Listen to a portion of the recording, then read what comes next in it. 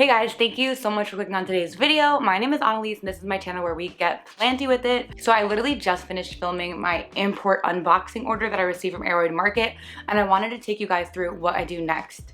Let me look at the time. I have half an hour until my next meeting, so I want to start unwrapping some of these plants a little bit more and taking you guys step by step through the acclimation process.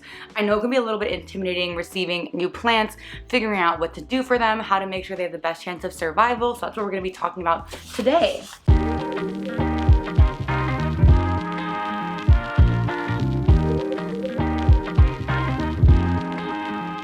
So I'm not going to go in any particular order. Actually, I'm going to go first with the plant that seemed to have suffered the most in shipping, which is this Homalomena.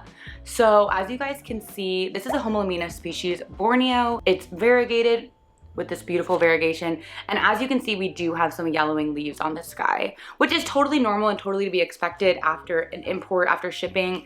It seems that some genuses of plants really struggle in shipping. Some seem to do really well. So that's definitely a risk you're going to take when you import. However, I think a lot of the time acclimation is possible if if you're patient with the plants and you give them enough time to acclimate, regrow if they need to, things like that. Of course, there are some cases where plants arrive completely dead. Thankfully, nothing in this order did. But yeah, so I'm gonna unwrap the roots. All of the roots are wrapped in toilet paper. I've seen pretty much every import that I received wrap their roots like that, like this. So I think this is just like the common technique. And the toilet paper is a little bit damp, which is good. You want that to make sure the roots stay healthy. This plant does look a little bit dehydrated though, which is totally normal and totally fine. Okay, here are our roots. So there are quite a lot of roots here, as you can see, and they do look pretty healthy. They're pretty much all white. There's no browning on the roots. If the roots are brown and or squishy, usually that means that there is some rot and you want to take that off. But this guy seems pretty healthy with its roots. They do seem dehydrated when I'm looking at them. Some of them are shriveled up, and just feeling them, they're pretty dry. So I'm definitely going to stick this guy into some water. I'm intrigued by like how Homalomena propagate. There's this little chunk here. It's so interesting because it doesn't look like a chunk that like I'm normally used to seeing, but I guess that's how Homalomena propagate. I don't know. I'm definitely gonna take off these dead leaves because what's the point of keeping them on? And I don't want them taking energy from the plant unnecessarily. So all of these ones that are super floppy and yellow are coming off. Here we go. This one's starting to yellow, but I'm gonna leave it on for a little bit longer because it's not really falling off the plant. And this guy's looking decent. So I'm gonna stick this guy straight into water once I unwrap everything, and we'll go from there. Okay, next up, let's look at this Labisia. So this one I'm a little bit more nervous about. This is the Labisia Turtleback because I've never had a Labisia and I don't know anything about them. So I don't know like what to really expect from the roots here or from the plant in general. So we'll see. Okay, let's unwrap these dudes.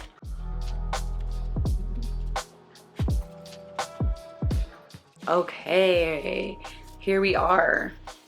So this plant's a little bit harder because I don't actually know what roots are supposed to look like on this guy. These are definitely dehydrated though. I can tell they're definitely shriveled up. None of them are squishy, so they're not rotted, but they definitely look dehydrated quite a bit. So this is also going to go straight into water to try to rehydrate the plant. Thankfully, the leaves don't seem too floppy. Like, I don't think any of them are dying right now. They all seem pretty healthy, even the lowest leaf. So this seems pretty decent. We'll put it in water and see how these guys develop. Next, let's look at the variegated Philodendron Subhastatum. If I can cut this guy open. Oh yeah, this one's definitely more on the damp side with the paper towel. This one's much more wet than the other ones. I don't think that's a problem. It doesn't seem like soaking wet. Okay, here we go. Here are our roots. Let me show you guys the roots. They look pretty good. Some of them are a teensy bit squishy in the middle here. If you can see in the middle, there's some darker roots there that maybe are rotting a little bit, but nothing crazy. These aerial roots actually look really good. So as you can see from this node here, there's a bunch of roots coming out that look pretty good. So that's exciting. I think I'll take off this lowest leaf that is pretty damaged and yellowing. Came right off. But I'll leave everything else. Everything else looks pretty good. So far, so good with all of the roots looking pretty decent. Nothing is completely rotted, which I've definitely had happen before.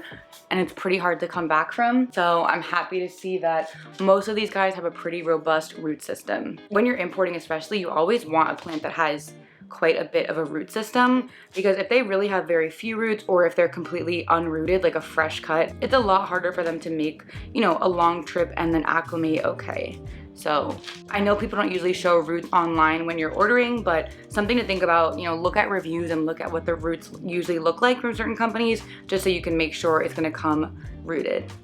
Unless you're super comfortable with unrooted plants, which I'm sure some people maybe prefer that way, I don't know. I just get too nervous that it's not gonna root. With my strawberry shake that I showed in one of my haul videos recently, the one that I was worried about because it didn't have a growth point maybe, but maybe it did and it wasn't rooting, I moved it into sphagnum, which a lot of people said they recommended as well, and it's still not rooting.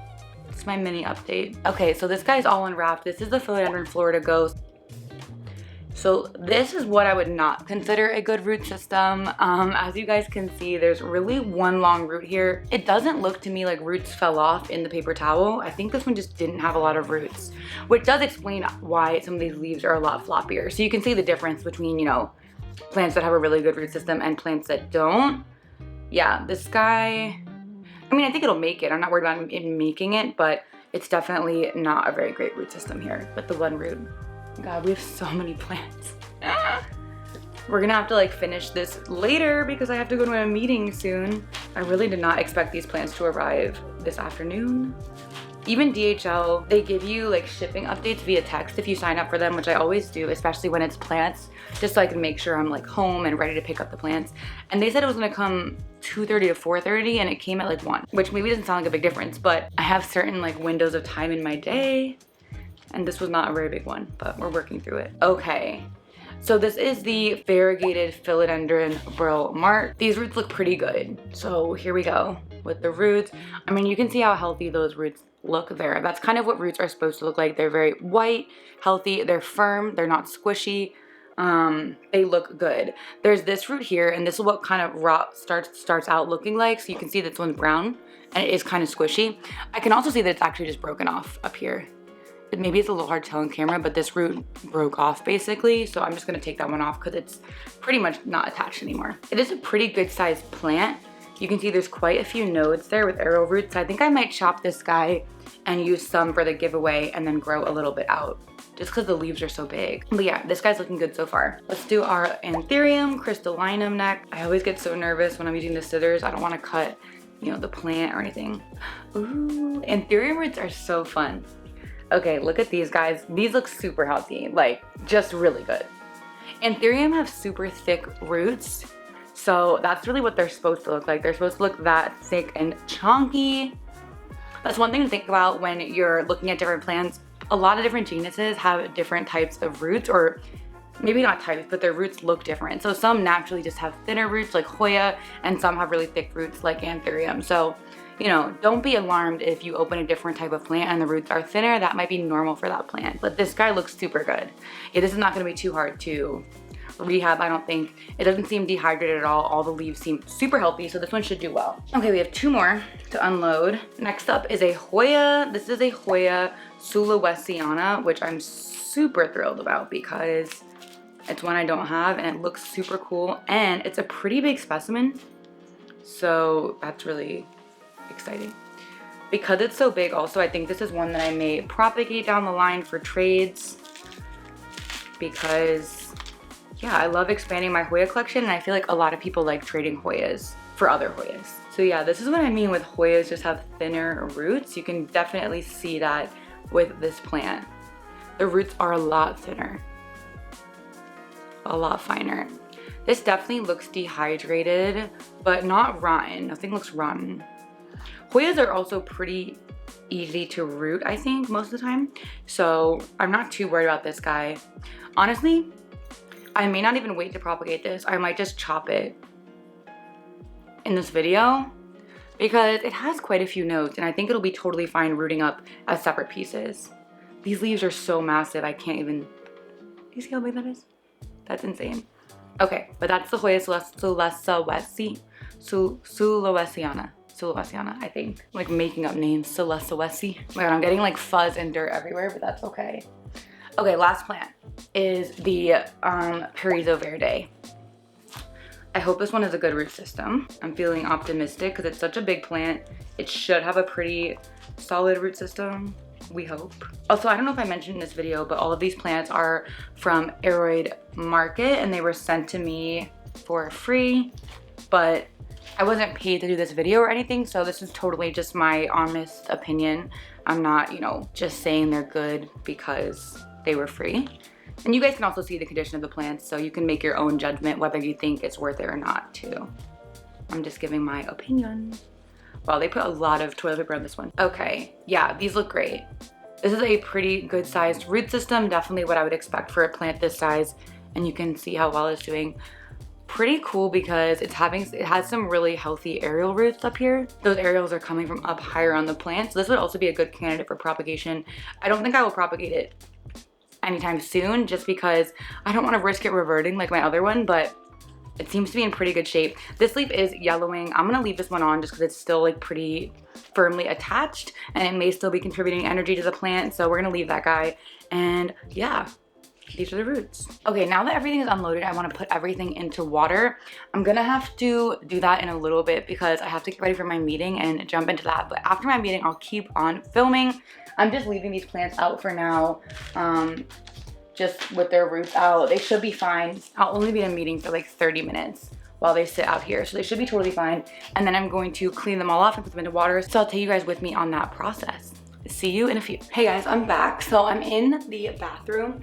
And now I'm gonna get to cleaning all of these guys off just to make sure there's no pests or dirt on them. I didn't see any pests. I inspected every plant, but you still wanna make sure to wash them off just because you never know and you wanna be safe before introducing them to your collection. So let's do that. I'm going to use this homemade spray I have, which is a neem oil spray, and this has neem oil, water, and Castile soap. I found it to work really well with getting rid of pests.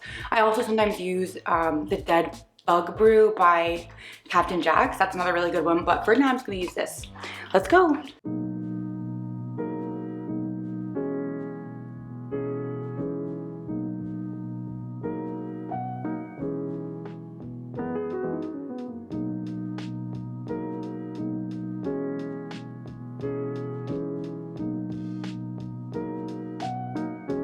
Okay, now that everything is sprayed down, I'm gonna move them all into water. So let me get a couple of containers of just regular tap water. So I couldn't find any more like mason jars or anything like that. I think everything's already being used for props. So I'm just gonna use some extra glasses I have in the kitchen. I don't really use these typically, so we'll use them for this. Usually I'll just put tap water. Occasionally I'll put maybe a drop or two of Super Thrive. That can sometimes help with root growth. But today I think I'll just throw them in water and monitor the roots.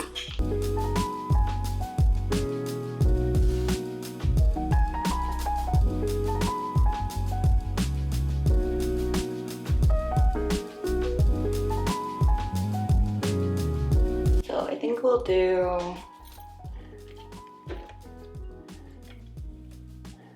have this big bottom chunk here. And then I think I'll cut it here. So we have 3 pieces. There's one. Here's the second piece, which is the bottom with the roots. And then here's a third cut. Oh, and you can see Hoyas have this little kind of like white liquid when you cut it that comes out. So don't be alarmed by that. Then I have this little jar here. I think I'm gonna put the Hoya cuttings into. And I found it pretty straightforward to root Hoya in water actually. I didn't do that for a while. I used to always root them in spag or perlite, but I found that water actually works pretty well for Hoya. They may not all fit in this little container. What's great about Hoya too is they can root pretty much anywhere along the stem. You don't have to have specific nodes like you do with other plants. So that also makes them a lot easier to root. Okay, so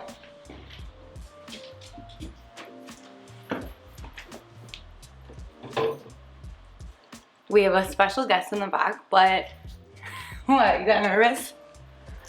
Yeah, so now I'm just gonna leave them in water at least for probably 3 to 5 days. I'll check on them every day just to make sure they're looking okay and nothing's going wrong, but that's what I'll do for the first few days of importing. And then maybe in this video, maybe not, I'll give you guys an update down the line. And can you stop?